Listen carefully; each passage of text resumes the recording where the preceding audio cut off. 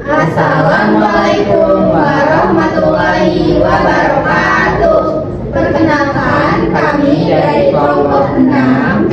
Sebelumnya, izinkan kami memperkenalkan diri. Perkenalkan, nama saya Bagus Firdausy. Nama saya Dina Rizkia. Nama saya Arsyida Fitriani. Nama saya Raifat Kabadi.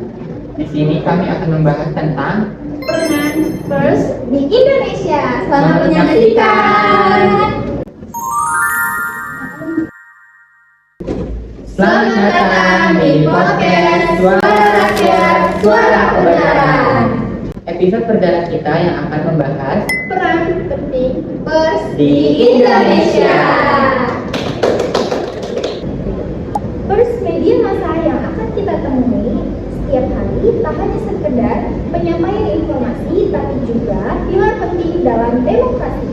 Di episode ini kita akan membahas menjelajahi hakikat pers, menelusuri perkembangannya, dan mengkaji bagaimana pers yang bebas dan bertanggung jawab dapat menjadi kekuatan positif bagi masyarakat.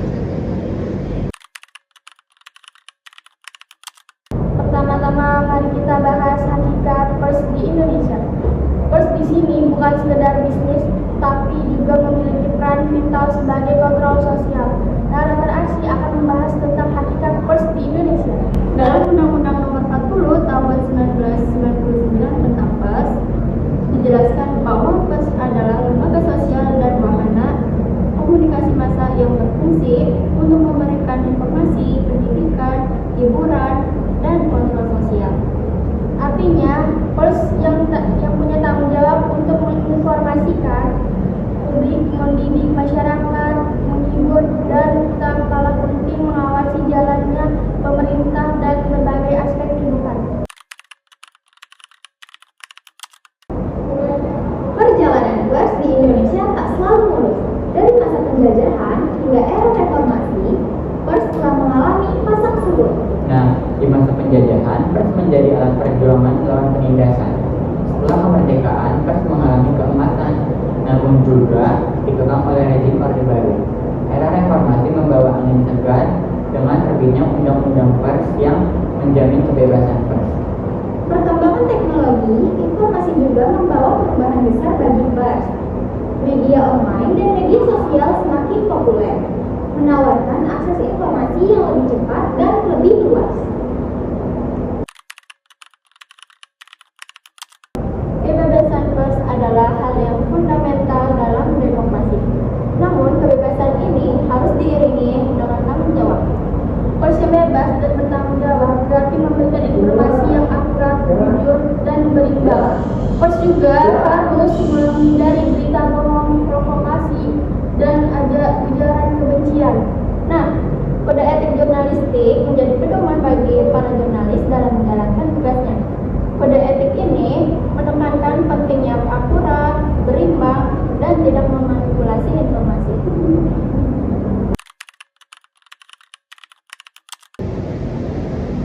Sayangnya, kebebasan pers terkadang disalahgunakan. Berita bohong, hoaks, dan ujaran kebencian dapat menimbulkan keresahan dan memecah belah masyarakat. Penyalahgunaan kebebasan pers dapat mengancam stabilitas nasional dan merusak tatanan demokrasi. Nah, oleh karena itu, penting bagi kita untuk memilih media yang kredibel dan mempertimbangkan keakuratan informasi yang kita terima. Nah, di sini, pers adalah cerminan masyarakat. Pers yang bebas dan bertanggung jawab berperan penting dalam membangun masyarakat yang cerdas, demokratis, dan sejahtera. Mari kita dukung pers yang berintegritas dan berkontribusi positif bagi kemajuan bangsa. Terima kasih telah mendengarkan podcast Suara Rakyat, Suara Kebenaran. Sampai jumpa di episode drama selanjutnya. Dadah! Nah, tadi saya dan teman-teman sudah mengupas tentang peranan pers di Indonesia secara singkat. Di sini kami akan mengupas tentang peranan pers di Indonesia lebih detail lagi. Disaksikan ya teman-teman. Pers dibagi menjadi 4 bagian. Yang pertama ada hakikat pers di Indonesia. Yang kedua ada perkembangan pers di Indonesia. Yang ketiga, pers yang bebas dan bertanggung jawab.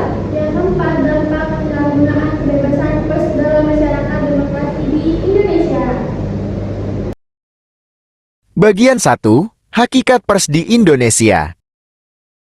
Di sini saya akan menjelaskan bagian A tentang hakikat pers di Indonesia. Hakikat pers di Indonesia.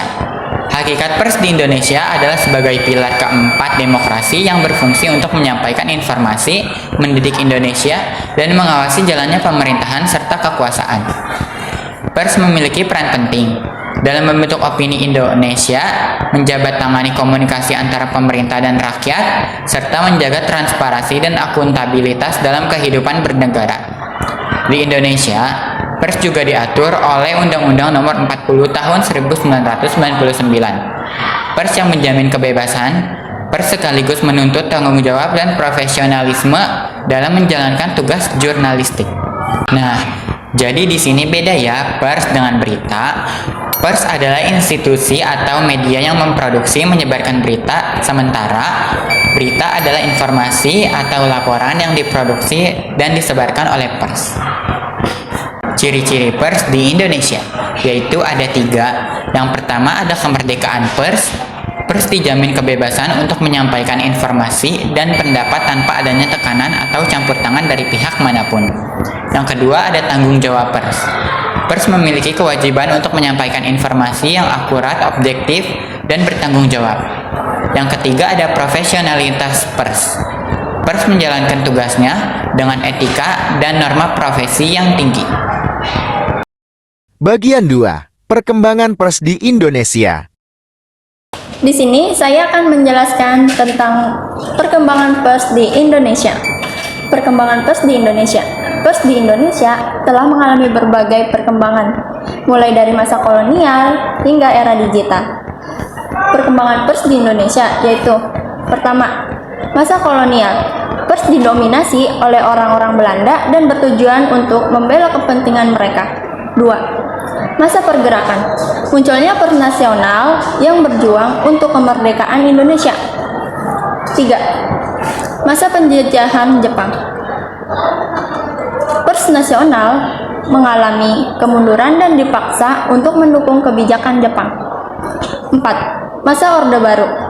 Pers mengalami pembatasan dan Indonesia ketat dari pemerintah. 5. Masa reformasi. Pers mengalami kebebasan yang lebih luas dan berperan penting dalam mengawal proses demokrasi. 6. Era digital. Munculnya media online dan media sosial yang memberikan akses informasi yang lebih cepat dan luas. Bagian 3. Pers yang bebas dan bertanggung jawab.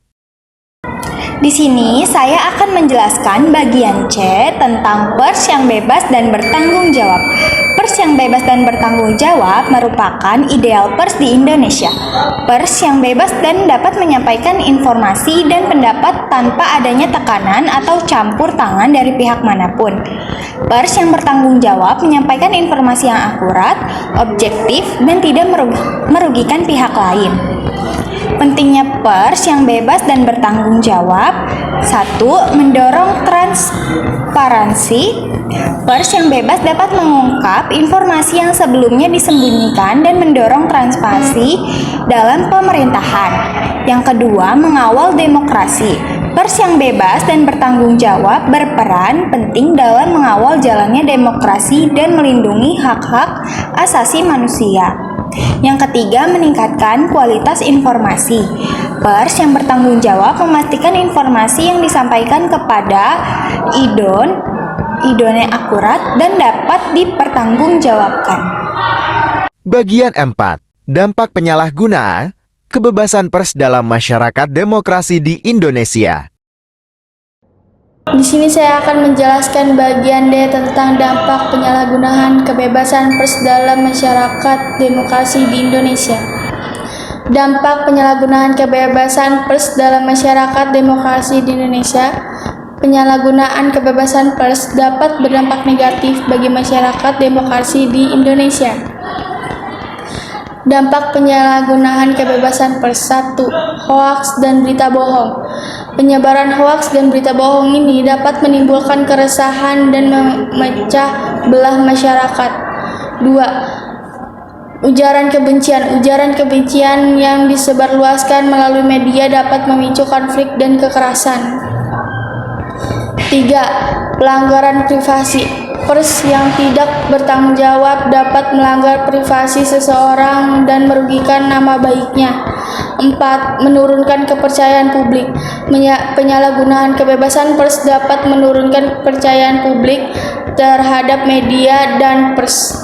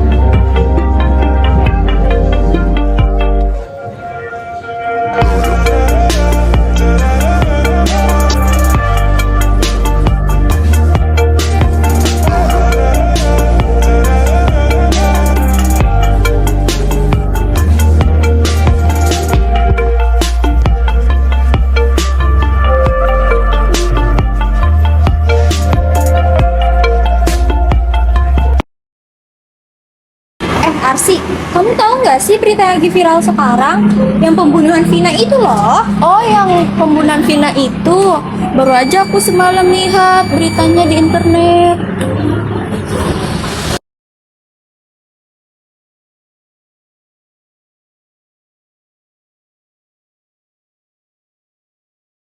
Arsi, kasihan banget ya, beritanya udah bertahun-tahun tapi baru ketangkap sekarang. Iya, nggak bayang deh kalau jadi orang tuanya. Pasti mereka sedih banget dan pastinya mereka sudah mencari pelakunya kemanapun. Iya, kasihan banget ya. Iya. Hei, kalian lagi ngomongin apa sih? Ini loh, Din, kasus yang pembunuhan itu. Si Vina itu. Oh, kasus Vina. Tapi aku masih belum percaya tahu sama kasus itu. Tapi aku lihat di TikTok kayak ya bener aja gitu. Soalnya aku lihat di akun kompas.com pasti beritanya akurat. Iya kan, tapi udah jelas banget loh beritanya. Tapi aku masih kurang yakin. Kasihan banget ya, kasihan banget sih. Kalian lagi ngomongin apaan sih? Risik banget dari tadi. Ini loh, Rey, kita lagi ngeliat kasus pembunuhan Vina. Oh, kasus itu. Kalian percaya sama pelakunya? Percaya. Kalau aku sih enggak. Soalnya si Peggy itu kelihatan banget gak sih mukanya kayak orang baik. Terus bisa jadi aja polisi ngakalin kasus ini supaya masalahnya cepat selesai. Kamu ini, Rey, pikiranmu jauh banget. Nggak segitunya juga kali polisi sampai niat banget begitu. Tahu nih si Rey, gak mungkin juga bukti polisi yang kumpulkan itu palsu. Kalau dipikir-pikir omongan Ray masuk akal juga. Soalnya aku sempet searching si Peggy itu bukan pelaku aslinya, makanya aku bingung. Aduh, aku makin pusing deh. Tapi menurut aku berita itu udah valid semua. Ya kan, Kis? Nggak mungkin juga orang bertanya di mana-mana kok. Aduh, kalian ini mudah banget terprovokasi ya. Kalau bisa sih jangan percaya dulu, karena berita ini tuh banyak banget pro dan kontranya. Makanya kalau lihat berita tuh baca-baca komentarnya. Jangan langsung percaya sama berita yang beredar di mana-mana. Udah, Rey, aku capek ngomong sama kamu. Udah deh, mending kita pulang aja. Udah sore juga kan. Besok juga kita sekolah, banyak tugas loh. Iya, yuk. Ayo kita pulang yuk. Ayo.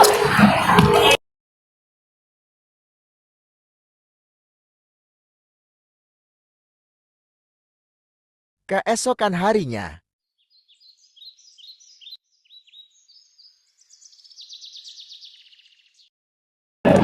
Kalian udah lihat belum berita yang terbaru itu? Oh iya, kemarin itu, Rey. Kasus pembunuhan itu, Iya. kasusnya Vina. Iya, nih, baru aja media.com nyarin beritanya. Polisi salah tangkap. Udah 8 tahun kasus pembunuhan Vina berlalu. Pelakunya baru ketangkap sekarang. Tapi netizen malah menilai kalau pelaku yang ditangkap polisi itu salah orang. Pelaku bernama Peggy alias Perong yang ditangkap di Bandung pada Selasa tanggal 21 Mei kemarin. Menurut keterangan polisi, Peggy kabur ke Bandung setelah membunuh Vina dan bekerja sebagai kuli bangunan. Namun, menurut keterangan warga sekitar, Peggy sudah bekerja di Bandung sejak 2016, bahkan sebelum kasus pembunuhan Vina terjadi. Foto DPO Peggy dan orang yang ditangkap sama polisi juga dinilai jauh berbeda. Waduh, menurut kamu gimana nih Sobat Mea? Follow buat info menarik lainnya. Benar, apa kata? Ternyata benar yang Ray sangka, bukan Peggy pelakunya. Nah, makanya aku ragu-ragu soalnya Pak berita itu banyak pro kontranya.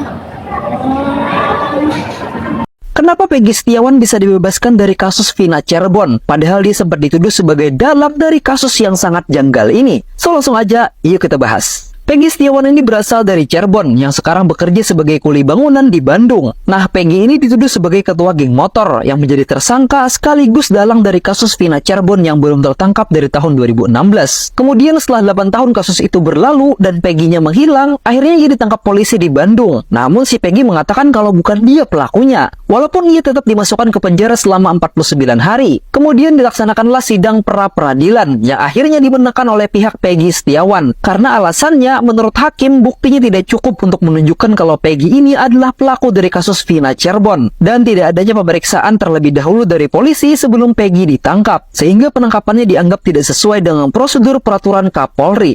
Tony Raden Mas, atau lebih dikenal dengan nama Tony RM, adalah pengacara Peggy Setiawan di kasus Vina Cirebon.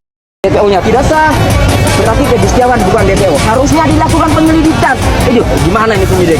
Dilakukan penyidikan dulu. Janganlah langsung ditetapkan tersangka. Ini tidak dilakukan.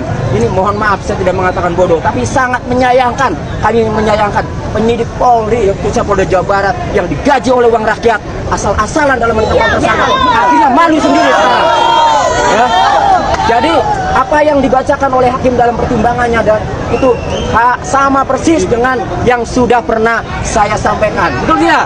Akhirnya kami keluarga besar Peggy Setiawan dan atas nama penasihat hukum Setiawan mengucapkan pertama terima kasih kepada Yang Mulia Hakim Tunggal Pak Eman Sulaiman.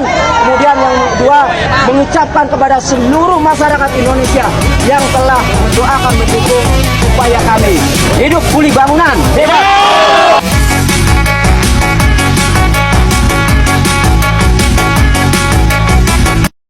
Jadi, kesimpulan dari materi yang kita bahas yaitu pers di Indonesia memiliki peran penting dalam kehidupan masyarakat dan demokrasi. Pers yang bebas dan bertanggung jawab dapat mendorong transparansi, mengawal demokrasi, dan meningkatkan kualitas informasi. Namun, penyalahgunaan kebebasan pers dapat berdampak negatif bagi masyarakat demokrasi di Indonesia. Oleh karena itu, penting bagi kita semua pihak untuk menjaga dan mengembangkan pers yang bebas dan bertanggung jawab, sehingga pers dapat menjalankan fungsinya dengan baik dan bermanfaat bagi masyarakat.